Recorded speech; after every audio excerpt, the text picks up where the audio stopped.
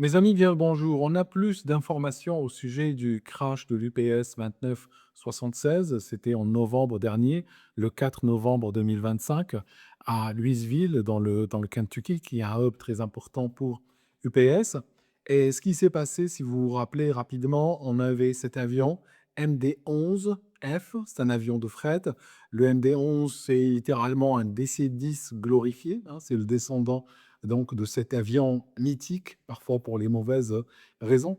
Et en fait, durant l'accélération au décollage, il a perdu un moteur, le moteur gauche, et il a fini par s'écraser.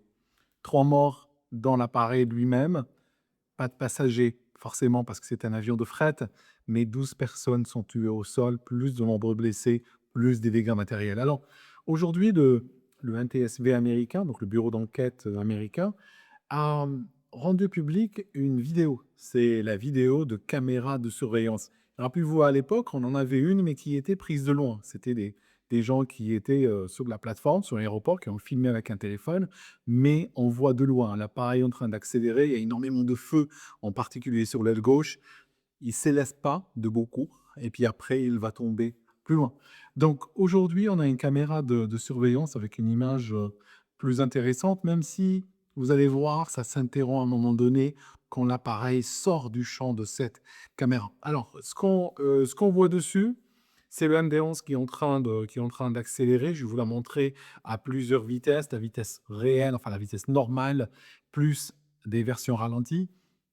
Quand tu regardes lors de l'accélération, elle se passe tout à fait normalement. On a des conditions qui ont l'air bonnes, météorologiquement parlant. Il fait jour, l'appareil accélère, commence à se cabrer, les roues quittent le sol et à ce moment-là, on a le réacteur numéro un, le gauche, qui va s'arracher. Et ce qu'il va faire, si tu regardes, non seulement il s'arrache, mais il va partir vers le haut. À un moment donné, il est même plus haut que le top de la dérive verticale. Donc c'est un réacteur qui va, si tu regardes bien, si on va analyser peut-être sur le plan énergétique, qu'est-ce qu'il va faire? Il perd pas de vitesse, donc il s'arrache, mais il reste à la même vitesse que l'avion, qui va continuer à accompagner l'avion.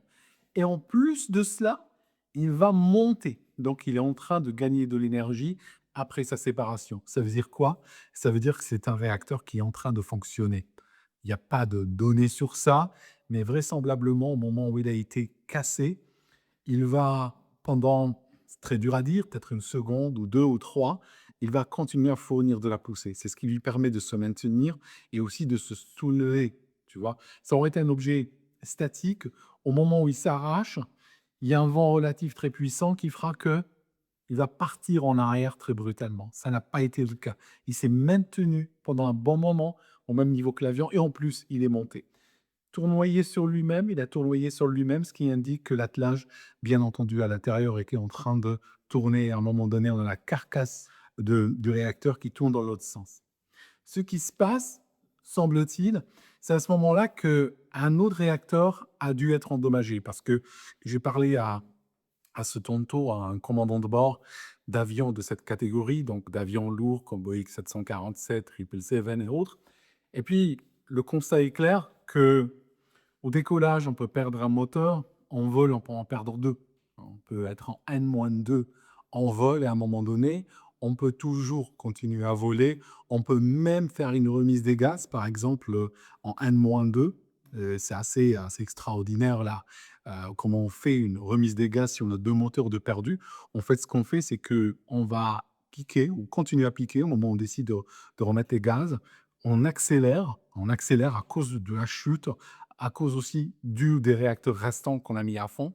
On rentre le train d'atterrissage, on rentre les volets, pas complètement, mais on rentre la voilure en bonne partie.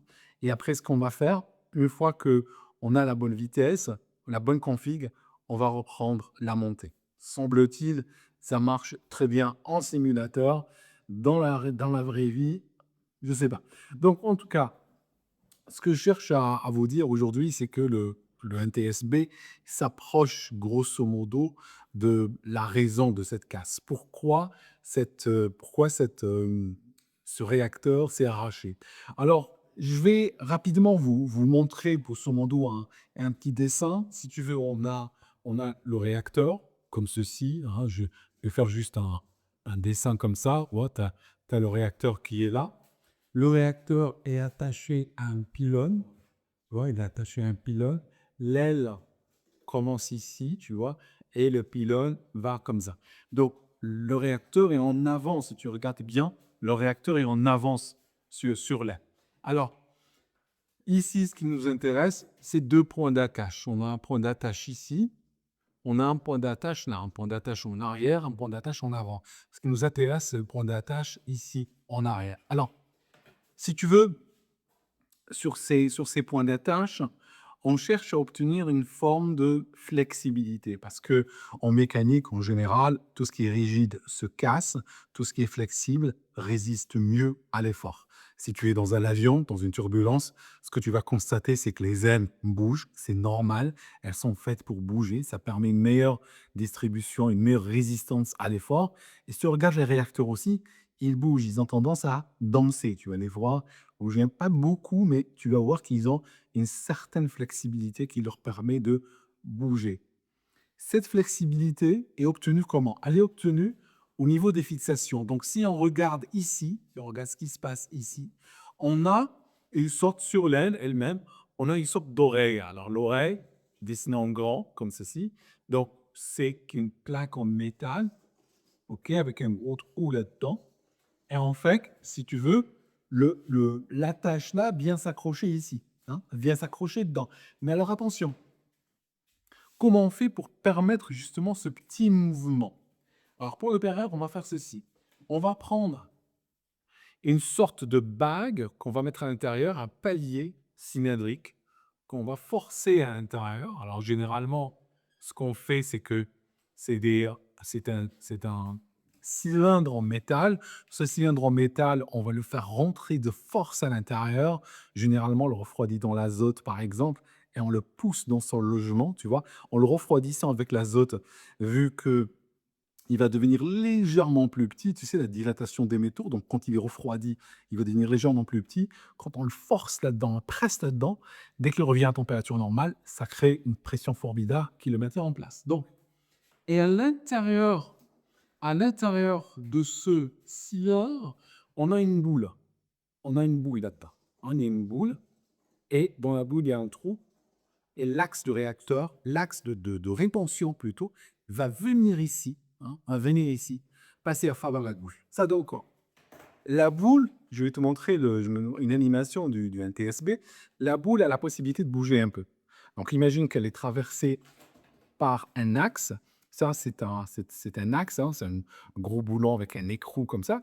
Et en fait, comme la boule peut bouger à l'intérieur, tu vois, elle permet au réacteur une certaine liberté, ce qui permet justement une meilleure répartition des charges. Alors, le problème ici, c'est qu'on a eu à un moment donné une corruption, si tu veux, du, euh, du chemin, du chemin de l'effort. Pourquoi? On a constaté, et ça, c'est pas seulement sur cet avion, depuis 2022, à de nombreuses reprises, on a eu des problèmes à ce niveau-là. Ça signifie, si tu regardes, je vais te dessiner en rouge ce cylindre, je dessine tout seul, j'enlève, je dessine là. Eh bien, ce cylindre, il est comme ceci. Il y a une boule, donc, comme j'ai dit, à l'intérieur. OK. Là, je vous dessine comme ça, on serve et tout. Comme ça, donc la boule, elle bouge un petit peu à l'intérieur. Eh bien, ce qui s'est passé, c'est que ça lui est arrivé de se casser littéralement en deux morceaux. Donc, il se sépare en deux cylindres. Alors, il y a le problème, c'est que ça n'a pas toujours été, c'est arrivé 1000 fois depuis 2002. Ça a été communiqué quelques fois à la FAA, donc à l'agence qui régule l'aviation aux États-Unis, c'est l'équivalent de la DGAC, et ça a été communiqué à Boeing. Mais le problème, c'est que les ingénieurs de Boeing semblent avoir fait une erreur. Regardez, je vais décrire l'erreur de raisonnement qui a été faite par les ingénieurs de Boeing. Et même si ce n'est pas encore expliqué par le NTSB, je suis prêt à mourir sur cette colline. La colline sur laquelle je suis prêt à mourir, c'est celle-là. C'est qu'un objet cassé, quand tu as un objet cassé, eh bien, il a plus d'encombrement. Il est plus grand qu'un objet non cassé. Voilà. Donc, parce que pour Boeing, c'est quoi? Pour Boeing, ils se sont dit, d'accord, ça va se casser ici, ici. OK, soit. Donc, ce tube-là que tu vois ici se sépare en 2 morceaux. D'ailleurs, il y a une photo du NTSB, on le voit en 2 morceaux. Donc, ce tube se sépare. Soit, ça change quoi à l'intégrité? Ça change rien. On voit pas le problème parce que ça reste une panne ou une cassure contenue, puis un jour, on finira par la trouver. C'est un mauvais raisonnement. Pourquoi? Parce que, vu que ça est forcé à l'intérieur, donc s'il vient se casser et que cette boule va commencer doucement à séparer ces 2 morceaux et les pousser dans un sens et dans l'autre, ils finiront par occuper un volume qui est plus grand que le volume original. Ça veut dire quoi? Ça veut dire qu'on va avoir des forces énormes à l'intérieur de ce tube, de cet talon, de cette oreille, si tu veux, qui ont tendance à la pousser de l'intérieur. Donc, si tu veux, c'est c'est le contenu qui a tendance de l'intérieur à pousser sur le contenant et le pousser, tu vois? Et donc, ce qui va se passer, c'est que celle-ci, cette oreille-là, va subir des forces énormes. Ça signifie que ici, on n'a plus notre réacteur qui distribue, parce que le but de ce palier aussi, c'est pas seulement de permettre au réacteur de bouger comme j'ai décrit, mais c'est également de permettre la répartition des charges ici sur l'oreille. Et si le système est un tel, on a une bonne répartition des charges. Si le système est cassé, on peut avoir des forces ponctuellement très élevées par endroit. On peut avoir ponctuellement des forces très élevées. Que va-t-il se passer? Cette oreille-là, elle va s'ouvrir, elle va se casser. C'est ce qui s'est passé ce jour-là. Donc, si c'est ce qu'on va voir, c'est que l'avion est en train d'accélérer, il se cabre. Au moment où il se cabre, on a probablement quelques centaines de kilos de force gyroscopique, hein, parce que c'est quand même un attelage très lourd qui tourne très vite. Donc, au moment où on change sa direction de 15 degrés et demi, a envie de rester dans la même direction, comme même un goût de vélo a tendance à faire ça. Et en fait, ce qui va se passer, c'est que les forces vont atteindre un seuil critique par rapport à une oreille qui a dû être endommagée sur de nombreux vols. Et ce qui se passe, elle va céder. Au moment où elle cède, donc cet endroit-là, le réacteur n'est plus retenu, il va pivoter, donc comme tu le vois sur l'image, il va pivoter comme ceci, au-dessus, donc par-dessus mêle. Cet endroit va se casser parce qu'il n'est pas fait pour supporter des charges comme ça. Il est fait pour supporter des forces de bas en haut, ça c'est OK. Mais si on vient le tordre, il n'est pas conçu pour ça. Donc, ce qu'il va faire, il va immédiatement lâcher. Le réacteur passe par-dessus l'avion, il part en tournoyant, il en prend un peu d'énergie, et ce qui va se passer, qu'il va y avoir le feu, hein, qui est lié à la rupture des arrivées de carburant, et puis ça cause des dégâts sur l'autre moteur. On a eu un accident très similaire avec une autre dynamique de rupture. C'était en mai 1979, l'American Airlines 191. Et cet avion-là, c'était un DC-10. Il a perdu le même moteur, c'était dans la même phase. Durant le décollage, le moteur était passé par-dessus l'aile, exactement de la même manière. L'appareil a été perdu un peu plus tard, quelques secondes plus tard, il a volé même pas 30 secondes. À l'impact, il y a eu 271 morts dans l'avion, plus 2 morts au sol. Donc, on n'était pas très loin de 300 morts. C'était à Chicago.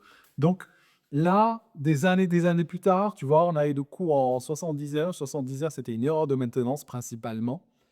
C'est une erreur de maintenance qui a causé cela. Parce que c'est les mécaniciens qui ont été comme des nourrins et ils ont cassé les attaches de réacteur. Par la suite, voilà, il est parti. Et on va retrouver donc ou une histoire très, très similaire avec le même type de casse sur un Endurance. Voilà, mes amis. Donc, c'est c'est une étape intermédiaire dans l'enquête avec le fait de rendre public plus de données. Voilà.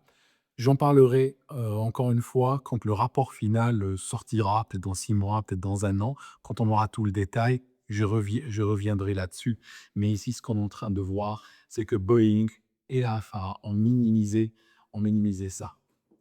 Ils ont raisonné de manière statique en pensant si ça se casse, ça va rester au même endroit, puis bon, ça change rien à l'histoire, alors que ça change beaucoup. Merci d'avoir regardé cette vidéo. Merci à ceux qui soutiennent ce canal, lui permettent d'exister sur Patreon et merci aussi à tous les pilotes, contrôleurs, mécaniciens qui m'apportent de la documentation, qui m'apportent leur expertise et sans cela aussi, ce canal n'aurait pas pu exister. Merci encore et on se voit dans la prochaine vidéo.